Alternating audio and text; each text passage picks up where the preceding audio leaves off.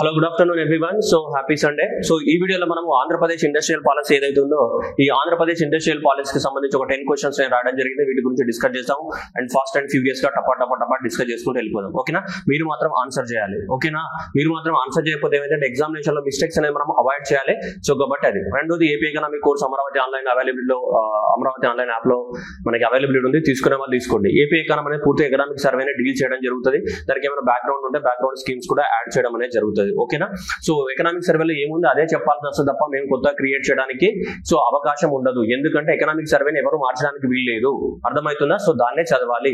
Including మనకు market లా so ఏ books వచ్చినా ఆ బుక్లలో కూడా ఎకనామిక్ సర్వేనే ఉంటుంది. 90% వేరేది ఏమి ఉండదు. అమ్మా మీరు అనవసరంగా కన్ఫ్యూజ్ అవుతున్నట్టున్నారు. ఊరికే నాకు మెసేజ్ చేస్తున్నారు ఇది సరిపోతుందా అది సరిపోతుందా అని.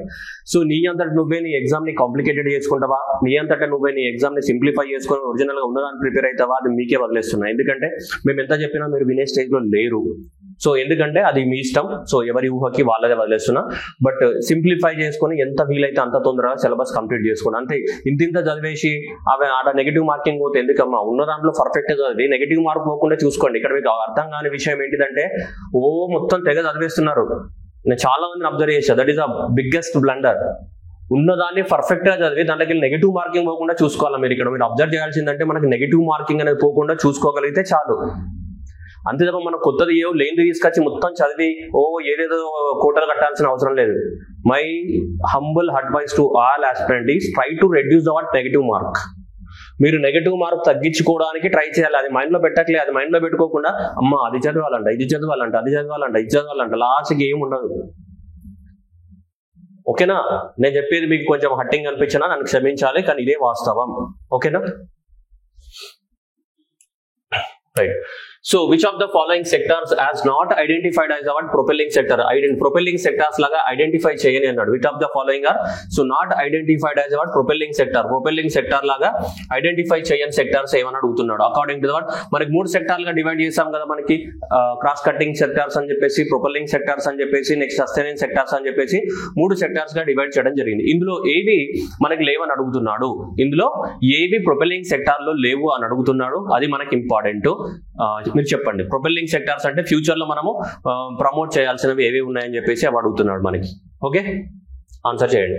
ప్రొపెల్లింగ్ సెక్టార్స్ కానీ ఏవని అడుగుతున్నాడు.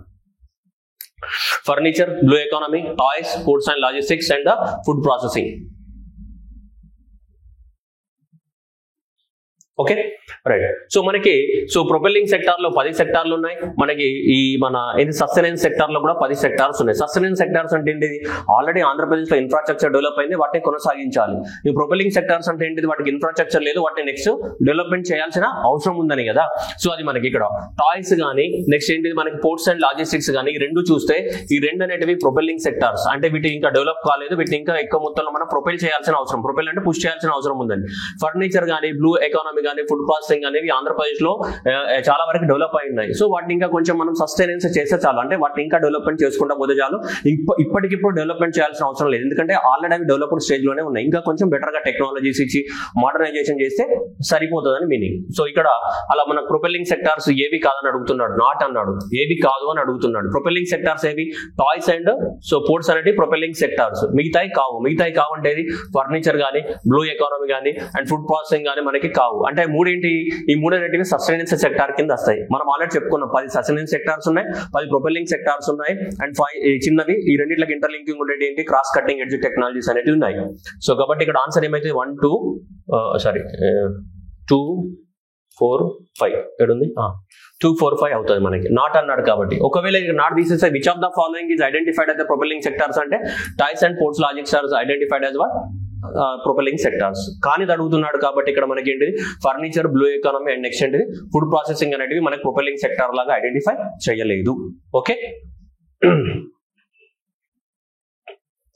రెండవ క్వశ్చన్ ఏముంది? రెండవ question which of the following statements are true about the AP Industrial Policy 2024? Large project fixed capital investment is in between the 500 to the 1000 crores over the period of the 2 years అన్నాడు. Next ఈ project cost fixed capital investment is in between the 1000 to 5000 crores over the period of the 3 years అన్నాడు. Next ultra mega project is fixed capital investment in between the 5000 and above over a period of the 3 years అని చెప్పాడు. Which of the following are true అన్నాడా?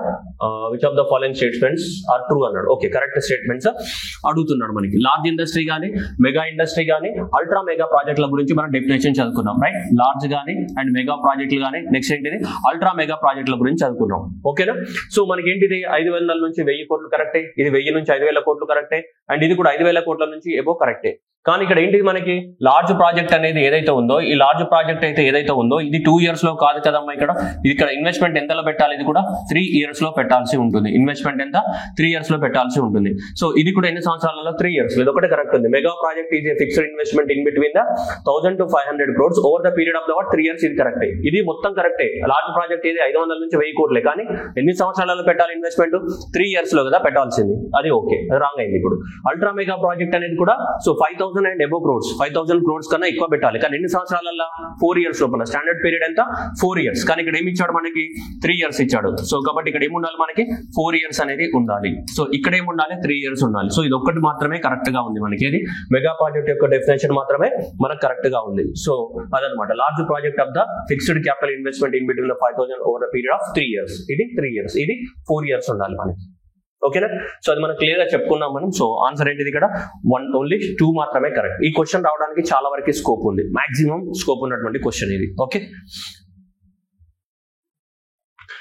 As for the what AP industrial policy document ప్రకారం match the following ఇచ్చాడు. చూడండి, would pulp కానీ and organic chemicals కానీ, iron and steel కానీ, stiff and floating structures కానీ, ఇవి ఏ ప్రాంతాలకి టాప్ ఎక్స్పోర్ట్స్ ఏమన్నాడు? Export country top export country అంటే ఆంధ్రప్రదేశ్ నుంచి ఏ కంట్రీస్ కి మనం టాప్ గా ఎక్స్పోర్ట్ చేస్తున్నాము అని మ్యాచ్ ద ఫాలోయింగ్ ఇచ్చాడు. ఐరన్ అండ్ స్టీల్ కానీ, ఆర్గానిక్ కెమికల్స్ కానీ, ఇవి ఏ ప్రాంతాలకు ఎక్స్పోర్ట్ చేస్తున్నామని చెప్పేసి మనకి ఇవ్వడం జరిగింది.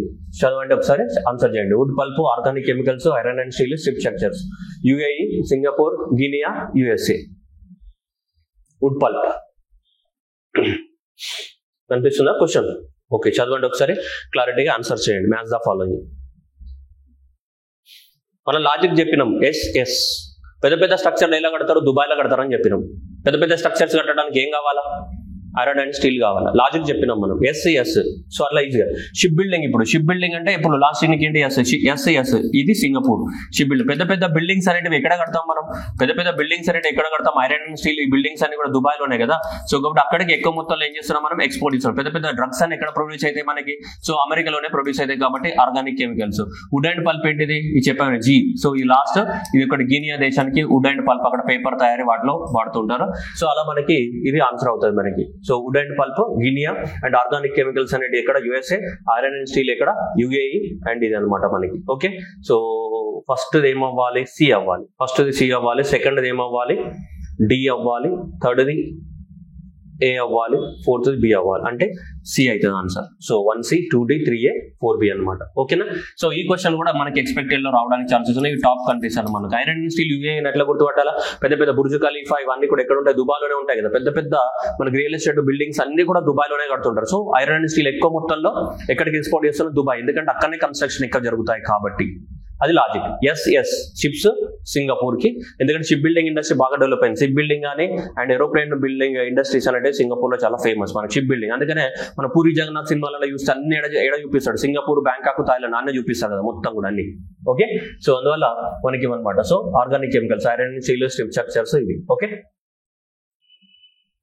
which of the following pairs are correctly matched about the targets achieved by the 2029 as per the industrial policy 2024 ప్రకారము ఏవి కరెక్ట్ అంటున్నాడు? ఏవైతే టార్గెట్స్ మనం అచీవ్ చేయాలో ఏ టార్గెట్స్ కరెక్ట్ అని అడుగుతున్నాడు. ఫారెన్ డైరెక్ట్ ఇన్వెస్ట్మెంట్ కానీ, ఎక్స్పోర్ట్స్ కానీ, investment 5 lakh crores include during the policy period and GVA manufacturing 7 lakh crore. ఇందులో ఏవి కరెక్ట్ అంటున్నాడు? ఏవి?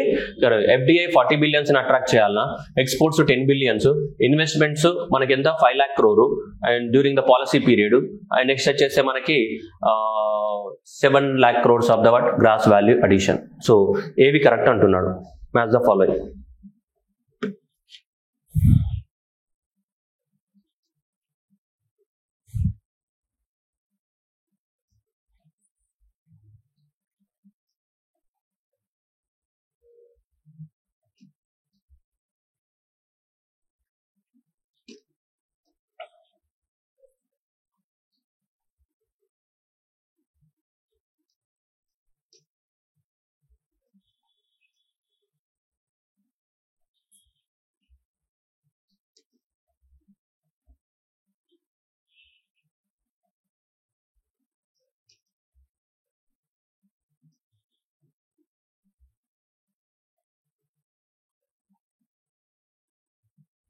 ఓకేనా రైట్ చూద్దాం ఇప్పుడు.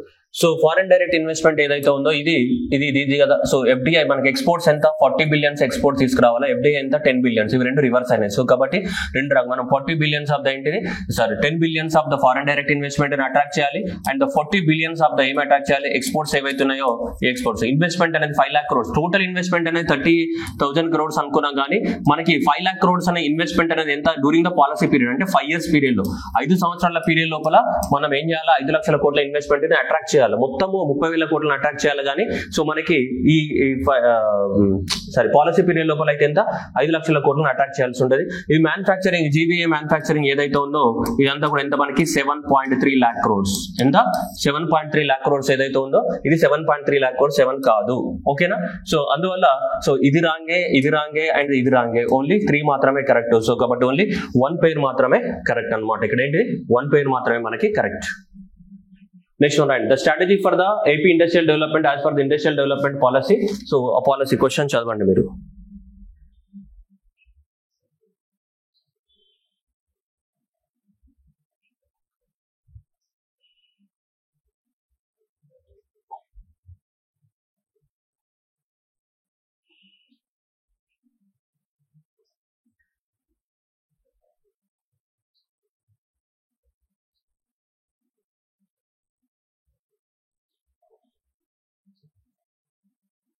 చదివారా?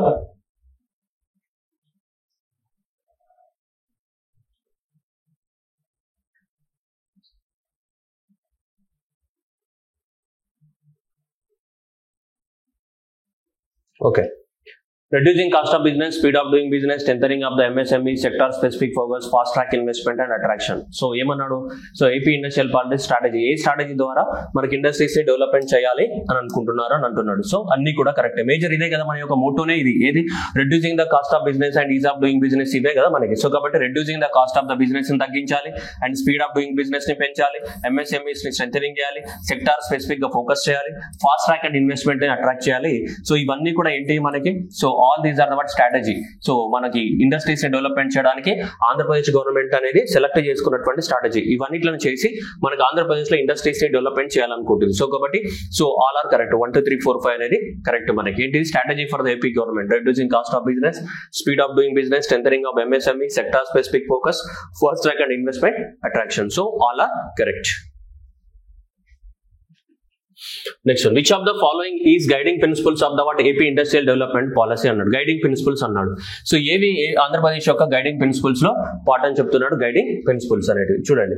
So green energy transition, industry 4.0, interlinking of the reverse and the airport based value addition and attract the investment from the what Fortune 100 companies and employment creation by capitalizing the what demography, by capitalizing the demography. Okay, so green energy transition and interlinking of the rivers, port based and attracting investment and the employment creation by capitalizing. So ఏవి మనకి guiding principles అంటున్నాడు, మనకి అవి guiding principles అంటున్నాడు. Guiding principles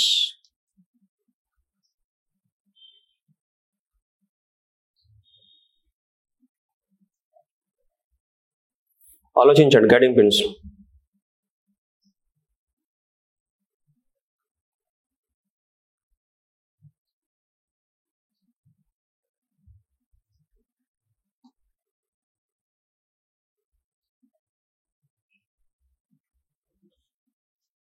okay.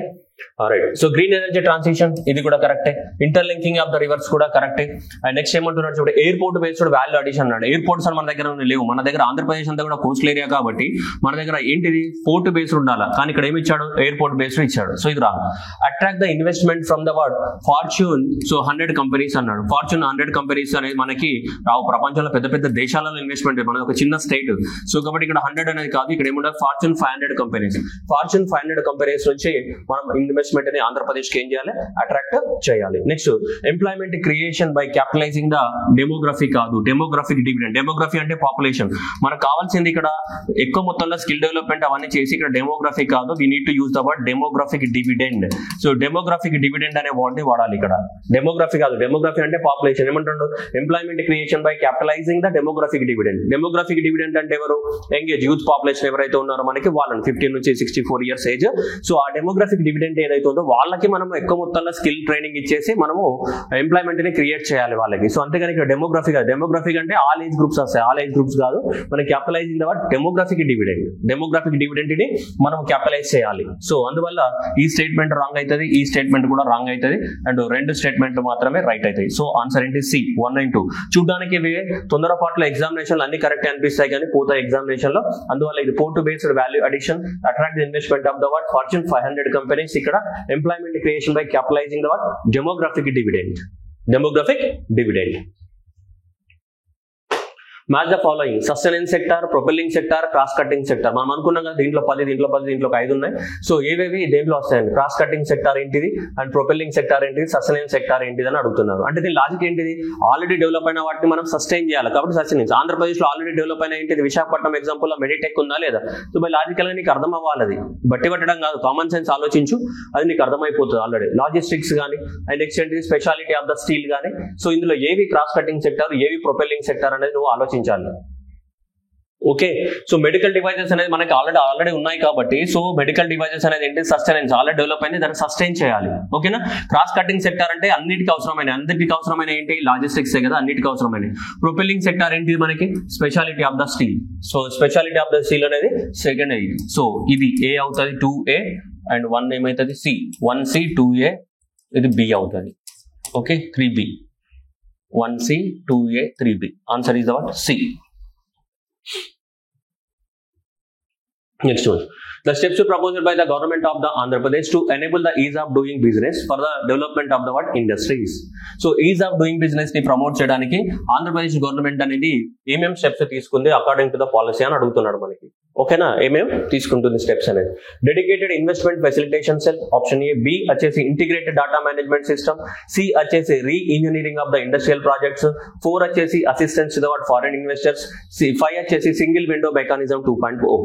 ఇందులో ఏ steps అనేది ఆంధ్రప్రదేశ్ అనేది తీసుకుంది దేన్ని ప్రమోట్ చేయడానికి? ఈజ్ ఆఫ్ డూయింగ్ అంటే తొందరగా బిజినెస్ స్టార్ట్ చేయడానికి కోసం. ఓకేనా? సో దీంట్లో తీసుకుంటే మనకి ఏంటిది? Dedicated investment facilitation cell, right, correct తీసుకుంది మనకి. Integrated data management system, correct, ఇది కూడా మెయింటైన్ చేయబోతుంది. Assistance to the foreign investors, ఇది కూడా కరెక్టే. అండ్ ఏంటి? సింగిల్ విండో మెకానిజం 2 ని కూడా ప్రపోజ్ చేయడం జరిగింది. ఇవన్నీ కూడా దేనికోసం మనకి? ఇవన్నీ. కానీ ఇక్కడ రీ ఇంజనీరింగ్ అనేది correct. Re engineering of the industrial projects కాదు. ఇండస్ట్రియల్ ప్రాజెక్ట్స్ రీ ఇంజనీరింగ్ ఏం చేస్తావమ్మా? ఇండస్ట్రియల్ ప్రాజెక్ట్ రీ ఇంజనీరింగ్ చేయడం కాదు, regulatory procedures. So Andhra Pradesh government యొక్క రూల్స్ అండ్ రెగ్యులేషన్స్ ఏవైతే ఉన్నాయో వాటిని. సో కాబట్టి ఇక్కడ రెగ్యులేటరీ ప్రొసీజర్స్ ఏవైతే ఉన్నాయో, రూల్స్ అండ్ రెగ్యులేషన్స్ ఏవైతే ఉన్నాయో, ఆ రూల్స్ అండ్ రెగ్యులేషన్స్ ని ఏం చేయాలనుకుంటున్నాం మనం? సో మార్చాలనుకుంటున్నాం. దాన్ని ఏమంటున్నాం మనం? Reengineering of the industrial projects కాదు, reengineering of the regulatory procedures, rules and regulations. ఓకేనా? సో కాబట్టి 1, 2, 4, 5 అనేది కరెక్ట్ ఆన్సర్. ఇక్కడ చాలా మంది మిస్టేక్ చేసే అవకాశాలు ఎక్కువగా ఉంటాయి. So dedicated investment facilitation cell and next integrated data management and assistance to the foreign investors and single window mechanism 2.0. So ఇది రాంగ్ ఆన్సర్. సో కాబట్టి ఆన్సర్ ఏమైతుంది? 1, 2, 4, 5 అనేది correct answer. Next, which of the following initiatives proposed by the Andhra Pradesh government to reduce the cost of production, which was what motto of the industrial policy? Industrial policy యొక్క major motto నే ఇది కదా, objective. So reduce the cost of production and increase the ease of doing, improve the ease of doing business అనేది మన motto. So which of the following initiatives proposed by the AP government to reduce the motto? So that is ఏంటిది? Industrial policy 2024 to 29. Okay na? So that is the rationalization of the taxes and the tariffs and land fragmentation for the industrial use at the nodes and increasing of the labor production and development of the industrial and social logics and quality power and roads in the Andhra Pradesh. Answer cheyandi.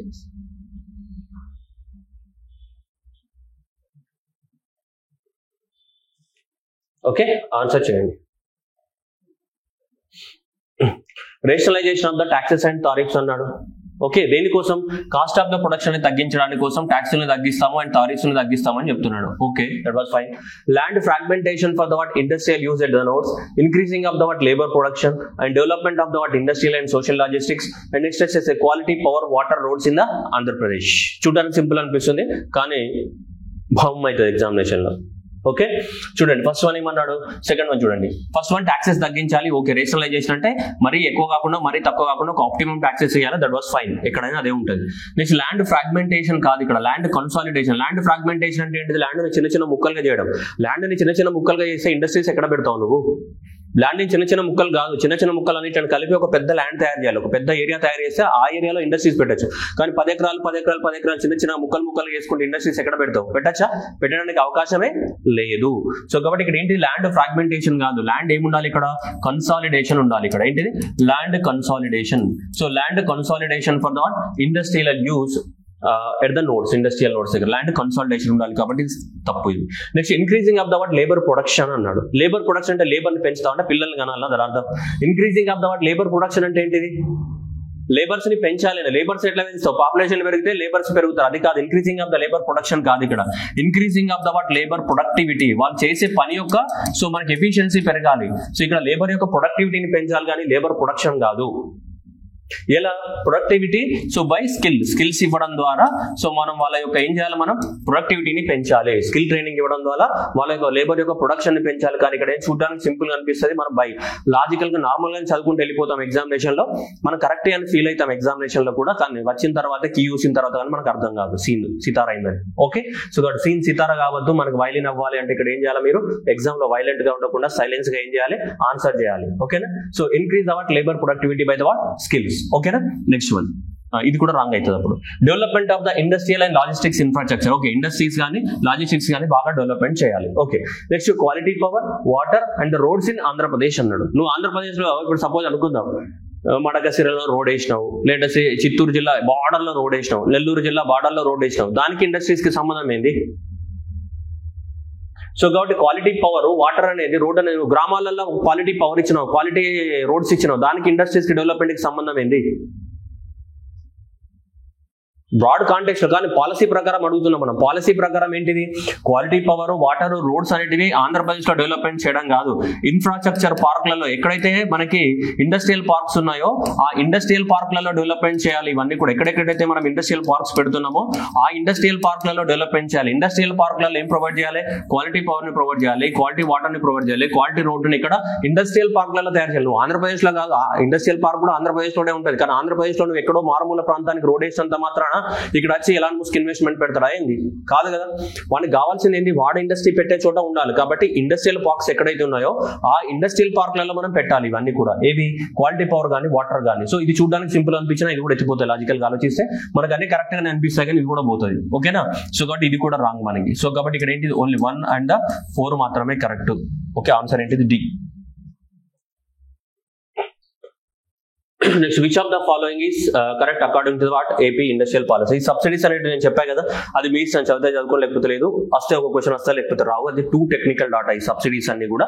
But anyway నేను ఒకటి పెట్టిన question అనేది మీకు అంటే ఇది రావడానికి chance ఉంది కాబట్టి, investment subsidy, employment subsidy and decarbonisation subsidy, ఇది డైరెక్ట్ క్వశ్చన్ మనం పెట్టడం జరిగింది. సో చూద్దాం మనం, investment subsidy and employment subsidy and ఇది అనమాట మనకి. ఓకేనా, right. So decarbonization subsidy and employment subsidy. Okay, investment subsidy అనేది మనకి అదర్ ప్రాజెక్టులకి 12% ఇవ్వడం జరుగుతుంది, అండ్ ఇగో ఈ మెగా ప్రాజెక్టులకి వీటికి 15% ఆఫ్ ద ఇన్వెస్ట్మెంట్ సబ్సిడీ ఇవ్వడం జరుగుతుంది మనకి. ఓకేనా, సో ఇది ఈ మెగా ప్రాజెక్టులకు కానీ మన మెగా ప్రాజెక్టులకు కానీ అల్ట్రా మెగా ప్రాజెక్టులకి 15% ఇస్తారు, మిగతా ప్రాజెక్టులకి 12% అనేది ఇన్వెస్ట్మెంట్ సబ్సిడీ ఇవ్వడం జరుగుతుంది. సో ఇది ఏమైతే సి అవుతుంది, 1 ఏమైతుంది సి అవుతుంది. ఎంప్లాయ్మెంట్ సబ్సిడీ అనేది ఎవరికైనా 10% ఇస్తారు, అన్ని ఇండస్ట్రీస్ కి 10% ఎంప్లాయ్మెంట్ సబ్సిడీ అనేది. సో 10% అనేది. డీకార్బనైజేషన్ సబ్సిడీ కూడా అన్ని ఇండస్ట్రీస్ కి 6% మనకి. సో డీకార్బనైజేషన్ సబ్సిడీ కూడా అన్ని ఇండస్ట్రీస్ కి 6% ఇవ్వడం జరుగుతుంది. అంటే గ్రీన్ ఎనర్జీ ట్రాన్సిషన్ కోసం, అంటే వీళ్ళు అంటే కార్బన్ డైఆక్సైడ్ ఎమిషన్స్ తగ్గిస్తే సబ్సిడీ ఇస్తారు అనమాట ఇది. సో ఈ 6% ఇస్తారు. ఎంప్లాయ్మెంట్ సబ్సిడీ అందరికి 10%. ఇన్వెస్ట్మెంట్ సబ్సిడీ మాత్రమే అల్ట్రా మెగా అండ్ మెగా వాళ్ళకి 15%, మిగతా ఇండస్ట్రీస్ కి 12% అనేది ఇవ్వడం జరుగుతుంది మనకి. ఏంటిది, ఇన్వెస్ట్మెంట్ సబ్సిడీ. సో ఆన్సర్ ఏమైతుంది అప్పుడు, సో బి అవుతుంది. ఆన్సర్ అనేది బి అవ్వడం అనేది జరుగుతుంది మనకి. ఓకేనా, సో ఈ విధంగా క్వశ్చన్స్ రావడానికి ఛాన్సెస్ అనేవి ఉన్నాయి. సో ఇది కానీ, సో నెక్స్ట్ ఇది ఖచ్చితంగా మిస్టేక్ చేసే అవకాశాలు ఉన్నటువంటి ఏరియా, అండ్ ఇది కూడా మిస్టేక్ చేయడానికి అవకాశం ఉన్నటువంటి ఏరియా, గైడింగ్ ప్రిన్సిపల్స్ కానీ, నెక్స్ట్ ఇది కానీ, అండ్ ఇది కానీ. అండ్ ఇక్కడ కూడా ఇన్వెస్ట్మెంట్ అనేది ఇక్కడ తీసుకుంటే మనకి సో ఇక్కడ ఇన్వెస్ట్మెంట్ అనేది పోతా ఉంటుంది. ఇక్కడ కూడా 5 lakh crores అనేది ఓన్లీ మనకి ఎంత, సో 5 years పీరియడ్ లో 5 lakh crores అనేది ఇన్వెస్ట్మెంట్ రావాలని అనుకున్నాం మనం. ఎంత 5 years పీరియడ్ లో. అది కూడా ఎగ్జామినేషన్ లో పోతుంది, చాలా సార్లు మిస్టేక్ జరగడానికి అవకాశం అనేది ఉంది. కానీ ఓవరాల్ గా పీరియడ్ లో తీసుకుంటే ఇక్కడ అందుకే డ్యూరింగ్ ద పాలసీ ఓవరాల్ గా తీసుకుంటే మనకి 30 lakh crores ఇన్వెస్ట్మెంట్ అట్రాక్ట్ చేయాలనుకున్నాం మనం. కానీ 30 lakh crores అనేది 5 సంవత్సరాల కాదు, over the period of the time. కానీ ఇక్కడ పాలసీ పీరియడ్ లోపల మనం 5 లక్షల కోట్లు ఏదైతే అనుకుంటున్నామో ఈ 5 లక్షల కోట్లు ఓన్లీ పాలసీ పీరియడ్ లో అట్రాక్ట్ చేయాలనుకుంటున్నాం మనం. అర్థమవుతుందా? సో అందుకని ఇక్కడ 5 lakh crores అనేది only during the these 5 years of the period. Overall 30 లక్షల కోట్లు, అది ఎప్పుడు వస్తుందో మనకు తెలియదు. కానీ ఈ 5 సంవత్సరాల్లో మాత్రం ఆ 30 లక్షల కోట్లలో 5 లక్షల కోట్లు రావాలని టార్గెట్ గా పెట్టుకున్నాం మనం. అర్థమవుతుందా? సో కన్ఫ్యూజ్ అయ్యారు ఎగ్జామినేషన్ లో, అది పోతుంది ఎగ్జామినేషన్. అందుకని ఇక్కడ ఓన్లీ ఏమైంది 1 పేరు మాత్రం. ఇది కూడా కొద్దిగా స్లైట్ గా తప్పు పెడతారు. ఇది 7 కాదు 7.3 అంటే 30,000 కోట్లు ఎక్కువ ఉంది ఇక్కడ. సార్ దగ్గర ఉంది కదా నంబర్ అంటే దగ్గర ఉండదు అట్లా. 7.3 lakh crores వేరు, 7 lakh crores వేరు, చాలా తేడా ఉంది. ఎక్స్పోర్ట్స్ ఎంత 40 billions, FDI ఎంత 10 billions అట్రాక్ట్ చేయాలి మనకి. ఓకేనా? సో ఇది కొద్దిగా కన్ఫ్యూజ్ అయ్యే ఛాన్సెస్ ఎక్కువ ఉంటాయి. సో ఇది నార్మల్ క్వశ్చన్. సో ఇది కూడా మీకు ఏంటి నార్మల్ క్వశ్చన్. ఇక టైం పీరియడ్ చాలా ఇంపార్టెంట్, 3 years అండ్ 4 years. ఓకేనా? సో ఇవి మనకి ఏపీ ఇండస్ట్రియల్ పాలసీకి సంబంధించినటువంటి క్వశ్చన్స్ అనమాట. మనకి ఉన్న దాంట్లో క్వశ్చన్స్ రావడానికి అయితే ఛాన్సెస్ ఉన్నాయి. ఈ విధంగా ప్రతి పాలసీని మీరు అనాలిసిస్ చేసుకొని వర్డ్ టు వర్డ్. అండ్ ఈ పాలసీస్లలో పెద్ద ప్రాబ్లం ఏం తెలుసా, ఇగో ఇట్లా ఇస్తాడు, నేను ఇంత కొంచెం చెప్పాను సార్, ఇంత ఇస్తాడంటే ఇట్లనే మనతో తప్పులు చెప్పిస్తాడు వాడు. ఇగో ఏవి ఇగో ఇట్లా ఇండస్ట్రియల్ ప్రాజెక్టులు.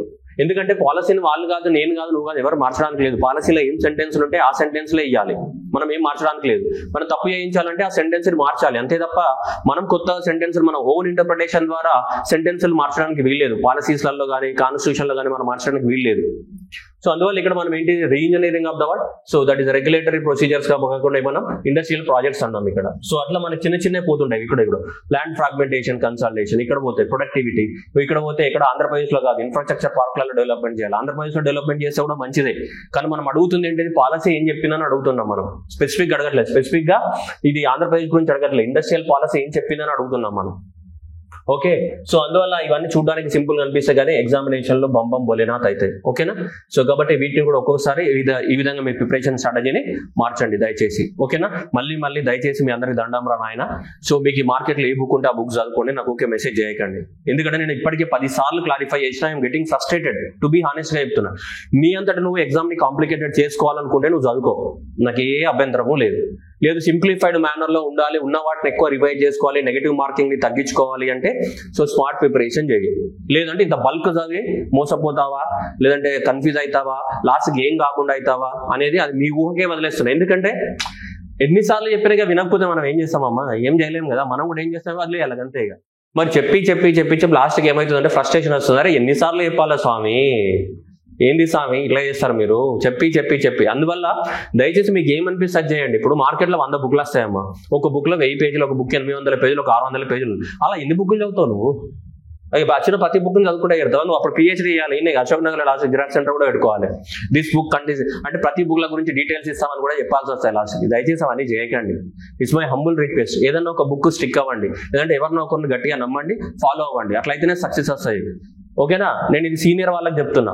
జూనియర్లకి సీనియర్లకి తేడా ఏంటంటే, జూనియర్ అనే పర్సన్ ఎవరైతే జూనియర్ ఆస్పిరెంట్ ఉన్నాడో ఆయన ఏం చేస్తాడంటే ఎవరో ఒకరు చెప్పిందని గట్టిగా నమ్మి గుడ్డిగా ఫాలో అయ్యి ప్రిపేర్ అయ్యి సక్సెస్ కొడతాడు. ఈ సీనియర్ గా ప్రిపేర్ అవుతున్న వాళ్ళు ఉన్నారు కదా, వీళ్ళకి ఏంటంటే ఎక్కువ ఇన్ఫర్మేషన్ అవైలబిలిటీ ఉంటుంది. వాడు ఇది చెప్పాడు, వీడు అది చెప్పాడు, వాడు ఇది చెప్పాడు, లాస్ట్కి ఏం జరగదు. సో కాబట్టి జూనియర్ ఆస్పిరెంట్స్ కి సీనియర్ ఆస్పిరెంట్స్ మధ్యన ఈ డిఫరెన్స్ ఉంటుంది. ఇప్పుడు అంతేందుకు నేను ఎగ్జామ్ ప్రిపేర్ అయ్యి నాకేమో 100 ఆలోచనలు వస్తాయి. అరే మనకు అన్ని ఇన్ఫర్మేషన్ తెలుసు కాబట్టి దాంట్లో అది ఉంటుంది, దీంట్లో ఇది ఉంటుంది. కానీ జూనియర్ ఆస్పిరెంట్కి అట్లా ఉండదు, ఒకటే ఫోకస్డ్గా ఉంటాడు. సీనియర్ ఆస్పిరెంట్ ఏమవుతాడు, అన్ని ఇన్ఫర్మేషన్ ఎక్కువగా తెలుసుకొని అన్నింటి వల్ల లాస్ట్కి ఏమవుతాడు, దేని మీద ఫోకస్ చేయకపోతాడు. ఆ సీనియర్ ఆస్పిరెంట్ ఫెయిల్ అవుతాడు లాస్ట్కి. ఇదే జరుగుతుంది. ఇది కాంపిటేటివ్ ఎగ్జామ్లో సాధారణంగా నేను అబ్జర్వ్ చేసిన విషయం ఇది.